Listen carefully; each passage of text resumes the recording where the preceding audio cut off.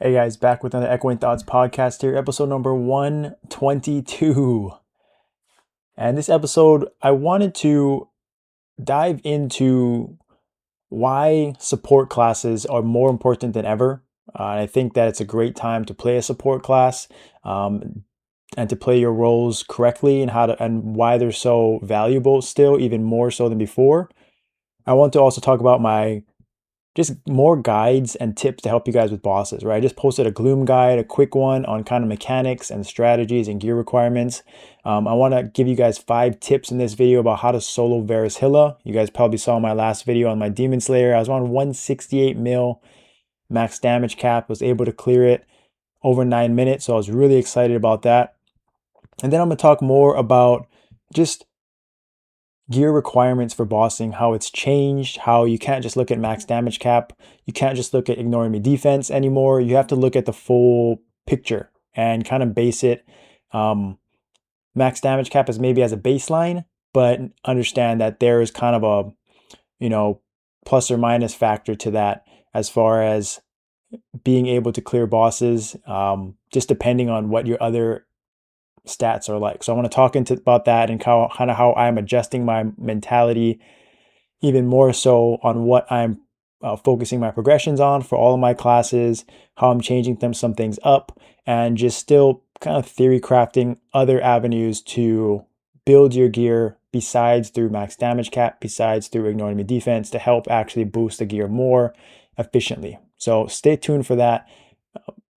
Don't forget to like and subscribe. I appreciate all of the support still. Join the Discord. A lot of people are joining Discord and learning a lot as well, trying to help out as many people as possible. So that's what I'm here for. Excited to help you guys out and talk more about the game. And let's get into this episode.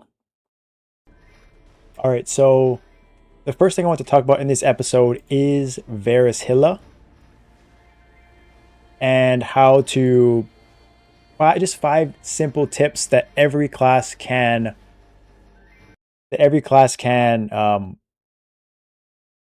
take advantage of, okay? Find useful, okay? And the first one is pretty straightforward. It is stunning, okay? So remember, if you are using your origin skill, that is a pseudo stun. Yes, it's on a 4-minute cooldown, but remember, you also have two different stun cooldowns, okay? So one of the things that I think a lot of people forget to do is that they forget to craft Urda stun. Okay, so for Demon Slayers, for example, Urda stun is still a great skill to have besides their own class-based stun. Okay, so Demon Slayers, for example, my R skill right here is a stun. I think it's on a 2-minute cooldown or a 3-minute cooldown. It's quite long. And then Urda stun is obviously, I think it's 3 minutes as well. And so just because you have one stun, like a Demon Slayer, it doesn't mean that, yeah. So Urda stun is 3 minutes. So you want to take advantage of the DR diminishing returns stun cooldowns and being able to coordinate and skip skills, right? And most importantly for me, like I talked about in my Demon Slayer video, was I like to skip the necrotic and stun the necrotic as much as possible. I hate that thing. That thing is so annoying, especially when you're doing solo. Like just having to deal with the ad on the ground, like this little poison here on the ground, and just trying to reposition and not take damage, because still, right, you're going to take damage from it if you don't kill it fast enough, and then it comes on the ground and it sits there for a long time, for 30 seconds, right? So if I can eliminate that skill as much as possible, I can dodge everything else. I can dodge the skulls, I can position myself for the green attacks, the purple attacks, things like that for the strings.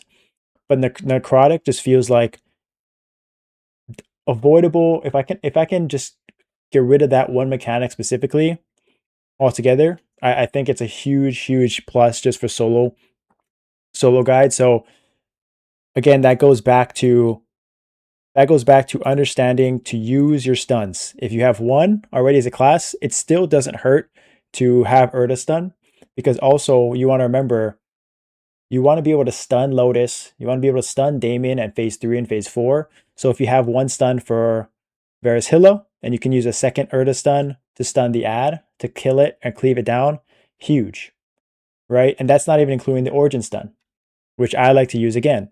especially at the end of the fights. If you can skip Necrotic in phase 4, and you can then use your Origin to skip the Damien skill in phase 4 altogether, just a huge, two huge obstacles to get out of the way to just smoothen out, to help smooth out the fight, especially at the end when it gets very, very chaotic. So that's tip number 1. Utilize your stuns, the Origin stun timer, the regular stun timer, and if you have multiple stuns, if you have a class stun, great. And then I'd still would take Urda's stun as an extra utility, because sometimes I swear I miss stuns, and nothing is worse than missing a 3-minute stun and not having Urda stun available, right? So it's always good to have backups and just for extra utility to stun there. And the second tip, pretty straightforward, EXP jewels. I've talked about it many times, but again, if you're not using EXP jewels, the knockback, it saves on the knockback from these front attacks, and that can make or break if you are, getting knocked back into a purple string or into a string or comboed into a string or whatnot, right? So tip number 2, EXP jewels, pretty straightforward, self-explanatory. That's just a must, even for multiplayers and teams. It's just such a small thing that goes a long way. Okay, number 3 is positioning. Okay, so I want to talk about specifically, right at the start of the fight, it gets chaotic. Eventually, you want to move into the corner with this teleport. So after blue skill, you want to make sure you get into the corner here and teleport. And so here, positioning is very important. Now, you don't have to be in this far corner, right? I prefer to kind of be the edge of this string and the edge, and then walk back and forth to the edge of this string, right? So it's kind of, you see this one went down, this one's coming through. I'm just kind of going back and forth here and here. And I think a lot of people get so hyper fixated on it having to be in this spot, right? But sometimes, right, there's going to be a necrotic that's in this spot, right on the ground.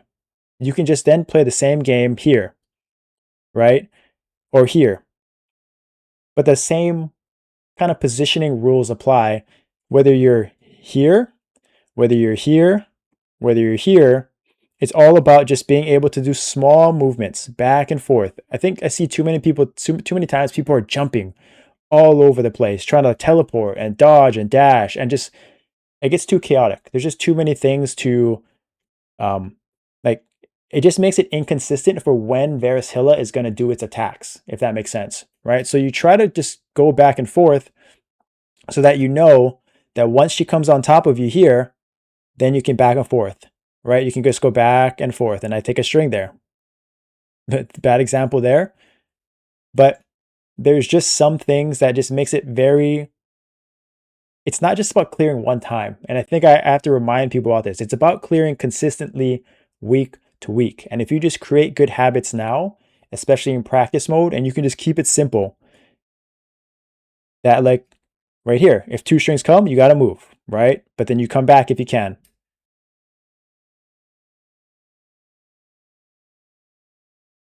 So it gets a little chaotic when you miss it, and then you just go back.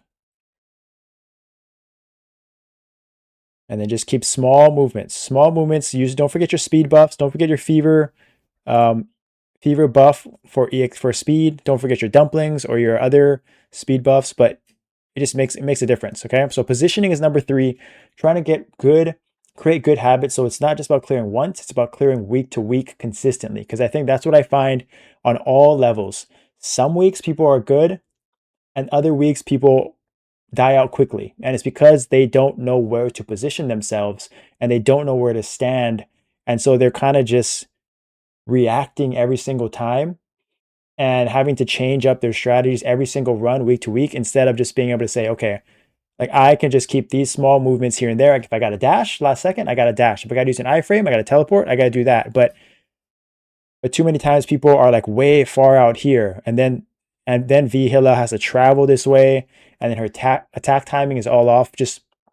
I highly recommend just trying to stay in between strings back and forth. And if you got to push it here and here, push it here and here, that's what you got to do. But that's tip number 3 for consistently finding good positions for Verus Hilla. All right, then I want to talk about tip number 4. Okay, and tip number 4 is about maximizing burst. So if you haven't noticed, the meta right now, and probably moving forward, is all about maximizing your burst windows. And so what I'm going to talk about later in this episode is how important stacking your big burst is with your big buffs. Okay, so what I mean by big buffs are your final damage buffs. So everyone has this buff, a version of this buff here. Let's see. This one on 30 seconds, this is the final damage buff. It's like, most times they call it like the, let's say, the goddess blessing, the Maple Road goddess blessing that gives final damage and boss attack. Right? So, but in this instance, the Demon Slayer's one is this. But it does all the same things, okay? And then warriors have weapon aura.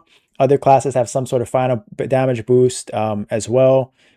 Thieves have it, extra ones, with Freud and their other final damage buffs. So the main thing that in this meta, right, it's about using your big hard-hitting skills and combining it with Defense Smash 4 and combining it with these big final damage buffs. Because as you've noticed, your cap went up. You're not capping a lot of these skills, and you're probably wondering why your max lines are so much different than your minimum lines.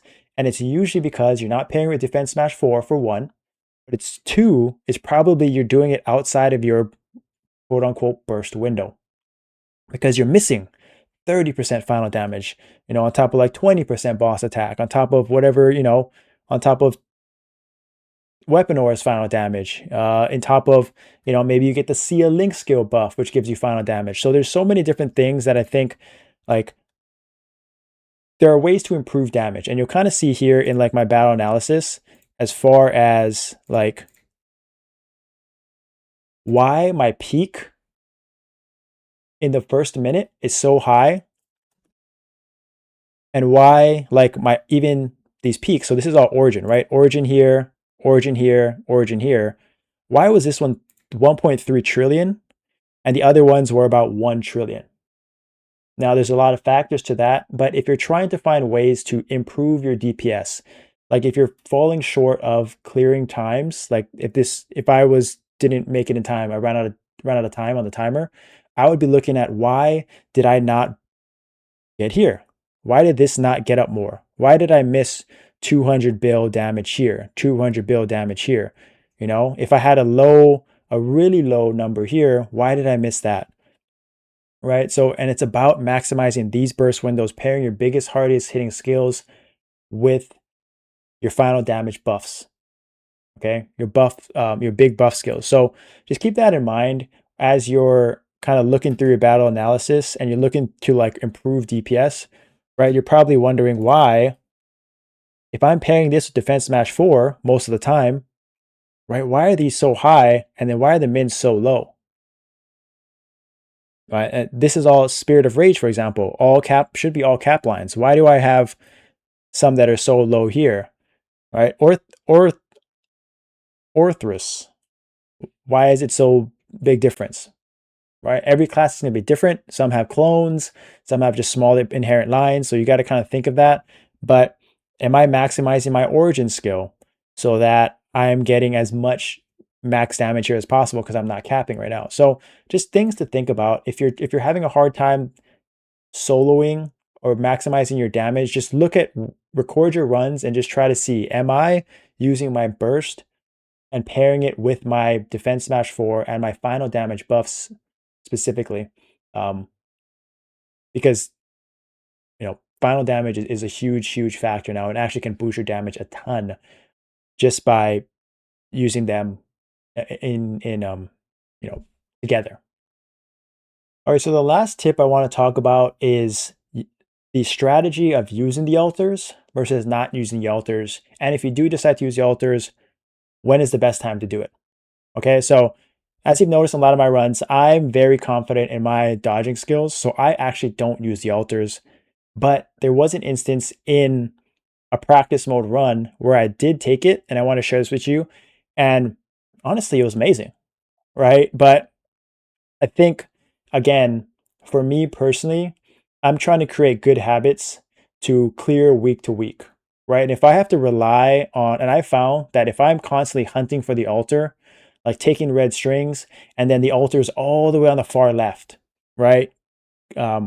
then I'm wasting so much valuable time trying to get that altar. And then if the boss teleports to you or you get hit by red strings on top of it, it just creates more chaos personally for me that I don't like on a week-to-week basis. Okay, so that is why I don't take the altars. But if you were to take the altars, like in this run, right? So in this run here, you get this banner. I got 2 red skulls here. Collect the souls by reaching the altar before Hill grab. So the reason why I took this altar here is because look, perfect spot, easy for me to get to, and I just figured, why not? So in hard mode, practice mode, one of the things that you have to pay attention to is, I think, if I understand this correctly, if anything attacks you while you are on the altar, or maybe just attacks the altar in general, it's going to move spots.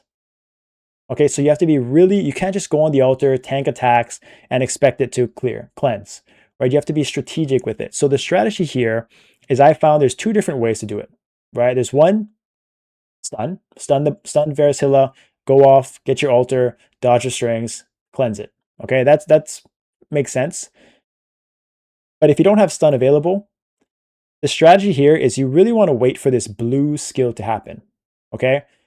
Because the blue skill obviously goes into the stun skill, into the knockback. So there's a lot of time to clear it. So here, right here, I made sure the blue stun directed away from this altar, right? So there's a stun skill, cleanse the altar, got lucky, right? With the strings. And this happens a lot. The string is a pain in the butt. But you can see here, I was able to cleanse those 2 strings, get my HP up to full, and be in a very, very good spot. And this actually helped me with this run a ton, right? Because I was down to 3 skulls. I would have been down to 2 skulls with half the fight left. And I was close to death, I'm pretty sure. Yeah, I was at 80, 90K, right? So you see that again, right? So I just got string there. Dodge, got hit by that skill. Make sure the blue goes that way. And immediately, like the blue skill, man, that's sweaty. That's sweaty. So again, this is why I don't like taking the altars as like a must-have strategy personally on a week-to-week basis. Because if I'm on the altar, one, luckily it landed here, but still, this could have went very wrong. If I face this guy, if I faced her to the left, again, you can't use an iframe on the altar. It's not going to cleanse, just like Damien and you know, Lucid and stuff like that, right? So, but then if this string came down instead of this one, what would I have done? Maybe take that. Maybe it would have been okay. I'm not really sure. I think it would have stopped the cleanse there. I'm not too sure. So that just would have been more chaos, right? Maybe I could have stuck in that opening, but you guys know how that is. That's a little glitchy in between the strings. So that was just a showcase of a strategy that you can use, but you still saw how tight that window was, even when done perfectly, even when the altar is literally right behind me to get to. So that is tip number 5. If you choose the altar versus non-altar strategy, how you can cleanse the altar safely. But I hope that helps you guys. Verus Hilla, I'll come out with the guide later on, but I just want to throw this information out at you guys to help you. And hopefully this helps you guys kind of get over the top, or maybe clean up some things to get those clears. And the nice thing again is practice mode, solo, hard Verus Hilla, freebies, no buffs, no power elixirs, just practice, practice, practice. All right, so I now want to talk about the importance of support classes and their support party skills in this meta, and why I think it's honestly more impactful. The importance of support classes are more important than ever before, in my opinion.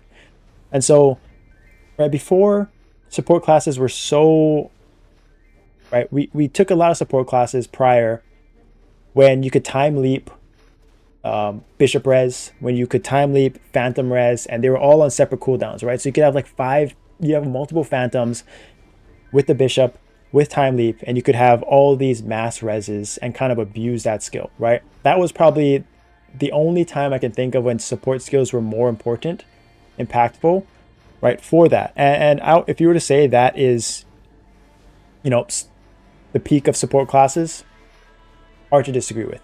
Okay, but the reason why I say this time, and this time specifically for DPS, is because of, like we've talked about before, final damage, the importance of final damage, and pairing your big hard-hitting skills with final damage buffs, okay? So the classes I'm thinking about specifically, obviously Bishop. Bishop is the king, queen of support skills, whether it's healing, but it's also with the party buffs, okay? So just check this out for a second. And classes besides Bishops that come to mind are Lin, Paladin, the benefits of Shade and Shade Split. But Bishop is the best example of how, like, of why Bishops are so much more valuable than just Heaven's Door and just their healing. And the great Bishops that know the class are actually boosting up your damage so significantly without you even realizing it. Okay, so here's what they do. Right, so this is things that I've been thinking about. So one, let's start off with what most Bishops do at the start, right, or should be doing, is they should be throwing this Peacemaker out. Okay, so basically Peacemaker is going to give you a little buff. First, it's going to heal you for 30% of your HP.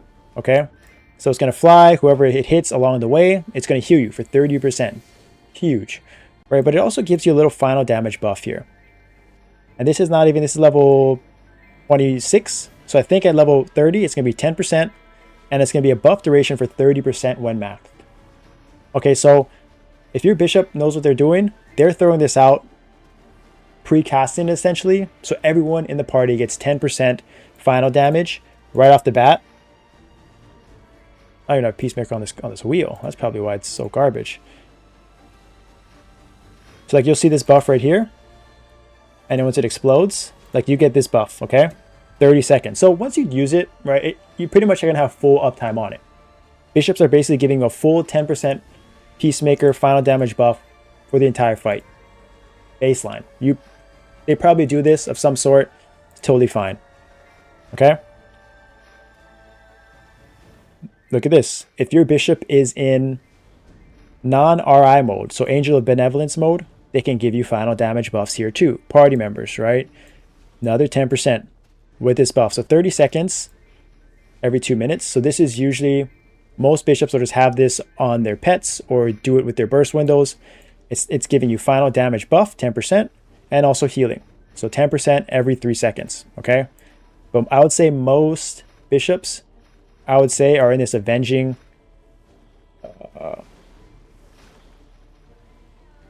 let's see. Oh yeah, so never mind. You're getting both of these benefits. So you're getting 10% final damage. So this is baseline, right? I would say that most of the time you're getting these buffs without even noticing it. Peacemaker, Angel of Balance, 20% final damage, okay? Benediction is the one where maybe they are using it, maybe they aren't. Okay, so you're getting final damage here. Another 10% final damage from Benediction if you're in the Benediction area, right? So I would say some Bishops are using this off of cooldown or put this on their pet. So again, you're getting it with your burst up front. But I would say some people, Bishops, maybe are holding on to their Benediction for certain situations for their HP scaling, okay? But just keep that in mind. Look, Bishops can give another 10% final damage. So 1, 2, 3, 30% final damage right off the bat. Okay, that is just massive, right? That is just massive final damage that everyone in the party is getting. Just huge. Okay, and I'm gonna be honest, like, this isn't even including the healing. I probably could be missing more stuff on Bishop because I don't know the class that great. Okay, here's another one. I'm pretty sure this is for healing. Final damage buff again. 15 seconds, 30-second cooldown. Right, so you can get another final damage. So the good Bishops are placing all of these things down at the start of boss fights. And then the great ones are using these things, again, pairing it with every rotation, every 2-minute rotation for everyone's burst with Origin, things like that, right? So if you're looking to, like, if you're just wondering, like, the levels of Bishop is one of the most impactful classes that I think support classes is the most impactful support class. And I would say majority of them, especially if they're alts, don't know this, right? But if you're trying to, like, really help your DPS and play a great role, it's not just about the healing. It's about these final damage buffs and getting these things out to help boost your damage as well as the parties, okay? So they also used to have this little change that I think changes. Blood of the Divine used to reduce HP, or used to reduce healing, but it doesn't do that anymore. So this is nice.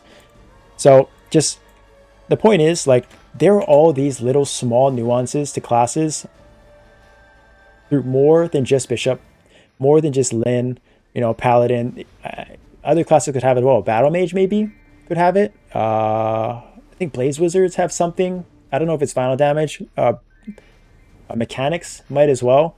So just keep that in mind. There are little things like Paladins and Lin's final damage buffs are specific to their focus target, their echoed target, their focus target, right? But Bishops, everybody's gonna eat. Okay, so that is why, like, and then you pair all this with Shade Split, which is 30%. Imagine, like, just imagine now, like, how much damage you would be doing if you just bursted your Origin skill by itself and it did 30% more damage with Shade Split. On top of your other burst skills, on top of all these final damage buffs, you're doing 30% of your burst. Some people are doing, like, that is upwards of 10k lines at, let's say, 400 to 500 mil max damage cap. You're adding 30% on top of that. Just think about that. That number is astronomical, right? It's something that is just more valuable, I think. I mean, it's very valuable, right? So just keep that in mind. I think support classes DPS wise, as cap goes up, as stats go up, all of these little small final damage buffs, how you're pairing your personal final damage buffs with your burst skills is kind of what min-maxing is all about. And it's all really about kind of the difference between, you know, could be a difference between 5% damage more, maybe upwards of 10. So just keep that in mind. But I just want to bring this to people's attention because there are a lot of little small layers to this that is really fun and intriguing and kind of separates the good from the great, and, you know, the great even from the best of the best, right? And I think all of the best players are really trying to find ways to min-max these party buffs with their Origin, with their Split, with their burst, with their own buffs as well, to, you know, pump out as much damage as possible. So the last thing I want to talk about quickly is gear requirements now for bossing. Okay, and so one of the things that I was thinking about recently was, everyone asks what your max damage cap is. Like, I've been getting a lot of questions about, like, you know, max damage cap, ignore enemy defense, and then, you know, final damage and souls and things like that. And it just got me thinking, like, what is sort of the one thing that, like, is holding a lot of my characters back that I didn't have to focus on before. Okay, and so that main thing was, I kept coming back to, was weapons. Exalting weapons specifically. Like my Paladin, level 50, slowly, like all my rating exalts, right? It was at level 50, but getting from 50 to 60 was not a big deal, right? Because I was still doing fine DPS. I was still pretty close to capping with the level 50 weapon. But ever since the cap spike, like, I've been trying to get this to level 60, right? Because it's even 58 is, let's say 51 max damage cap right now. I get what, 1.5, almost just under 2k more attack. Okay, and you're going to see levels to this, right? Like 92k physical attack. And that is from, again, now I got to start leveling symbols. All right, you got to start leveling symbols. You got to do your sacred symbols, which gives a lot as well. This is 200 physical attack per level. So it's definitely a big deal. Like 1200 attack just from this. And then taking it tiers down, right? My Lin, it's got pretty good max damage cap now. I just got Hexa stats unlocked. So I'm at 179 max damage cap, but my attack is 66k. Okay, I got a level 40 weapon. So what I think people now have to just start thinking about is the impact, and I just got to be reminded of the impact of these, of exalting up your weapon. And is it more important for you to exalt your weapon to 50 than it is to, say, exalt an armor from 50 to 60 or 40 to 50 even, right? Because there are so many different other ways. Before, there's only a few ways to get max damage cap, right? And exalting was the best way.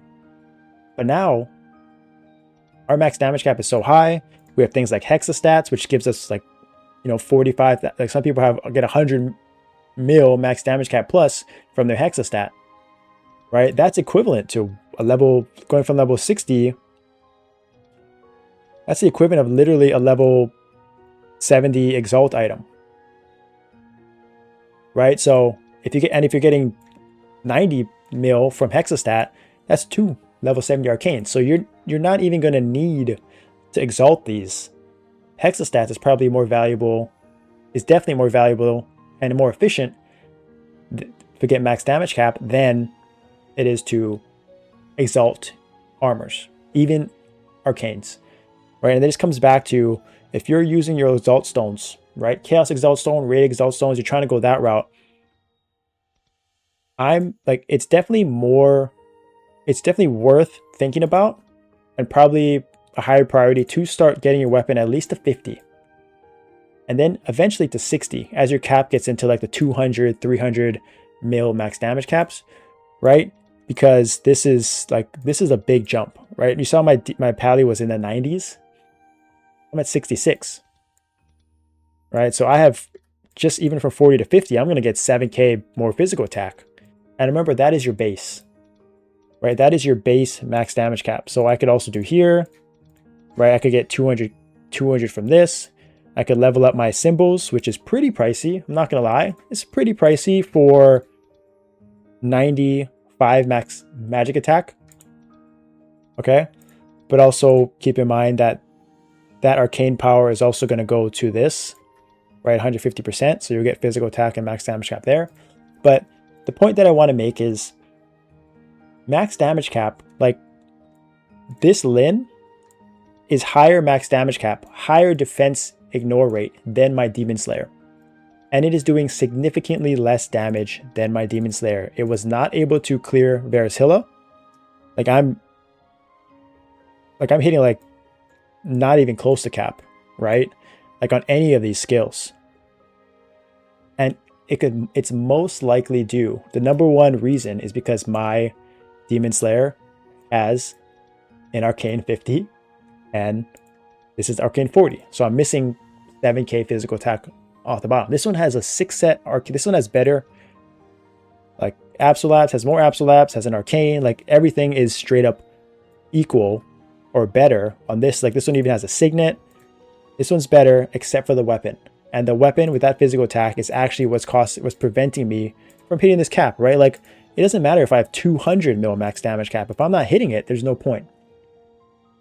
All right, like, and you can clearly see these aren't even close to 178 mil. These aren't even close. Okay, and so I think we just have to, I'm sure a lot of you guys are thinking like this already, but go back to the basics.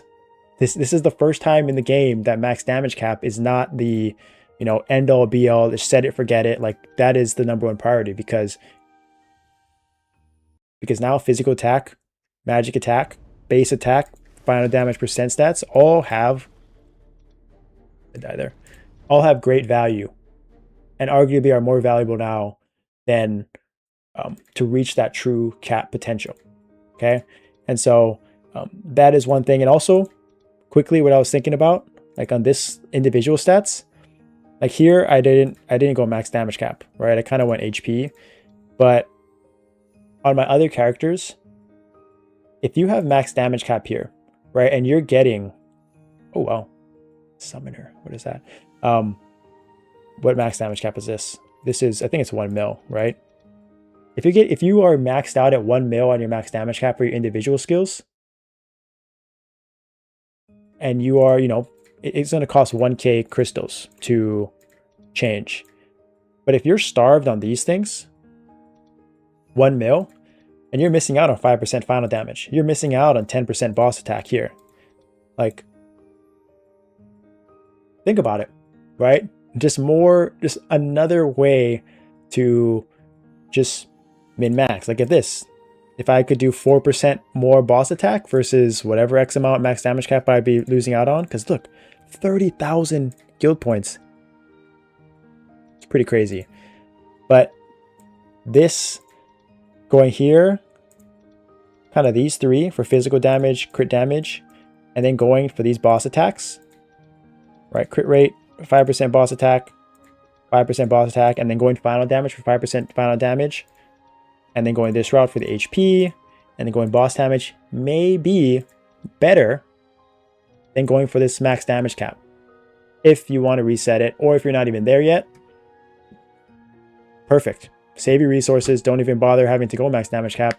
Try to pump into final damage, because final damage is way cheaper. It's on a tier below than max damage cap. So another just, there's ways, right? There's other things you can do besides hyperstats, right? Besides re-rolling off max damage cap hyperstats, besides re-rolling off of your weapon for final damage. Just start to think about ways to, you know, maybe get more stats, get more attack, and just, it may not look sexy, right? Like, I know it's hard to roll off of, you know, X amount of max damage cap when you have, like, you know, when that's been your,